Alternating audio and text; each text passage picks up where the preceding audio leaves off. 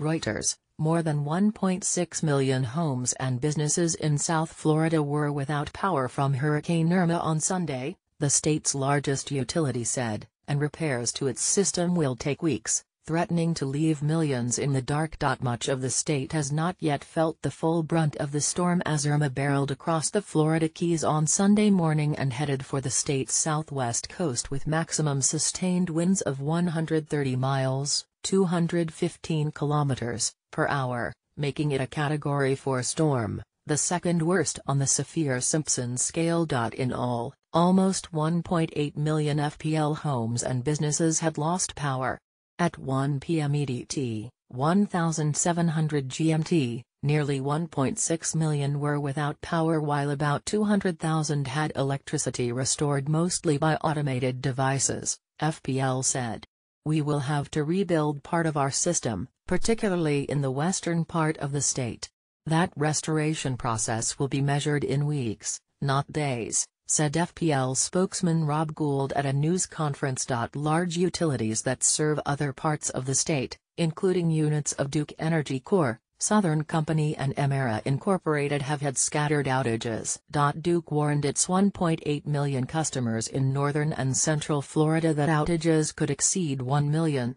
Emera's Tampa Electric Utility said the storm could affect up to 500,000 of the 730,000 homes and businesses it serves. The utilities had thousands of workers, some from as far away as California, ready to help restore power once Irma's high winds passed their service areas. About 17,000 were helping FPL, nearly 8,000 at Duke and more than 1,300 at Emera. FPL said on Friday that Irma could affect around 4.1 million customers, but that was before the storm track shifted away from the eastern side of the state. Its customers are concentrated in Miami-Dade, Broward and Palm Beach counties. Last October, Hurricane Matthew knocked out 1.2 million FPL customers as it skirted Florida's east coast without making landfall. Matthew did not come on shore and damage infrastructure, and it took the utility about 2 days to restore power. FPL has warned customers to prepare for outages that could last weeks if Irma requires the utility to rebuild parts of its service territory. FPL decided to shut only one of the 2 reactors at its Turkey Point nuclear plant on Saturday because the storm track shifted, and plans to leave both reactors at the St. Lucie plant in service because hurricane-force winds are no longer expected to hit the sites.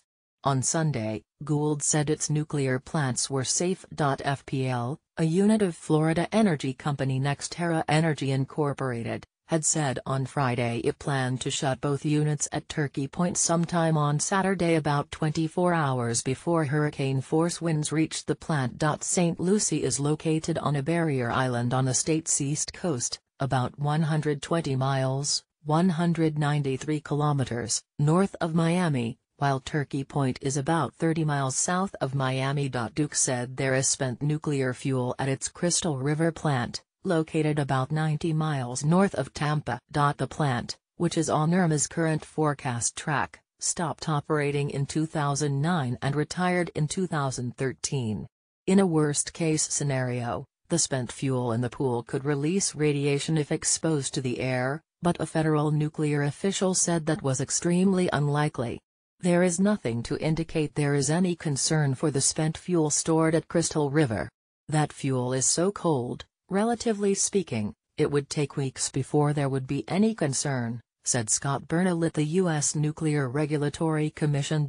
Duke was transferring the spent fuel in the pool at Crystal River to dry cask storage as part of the work to decommission the plant, but temporarily suspended the effort ahead of Irma.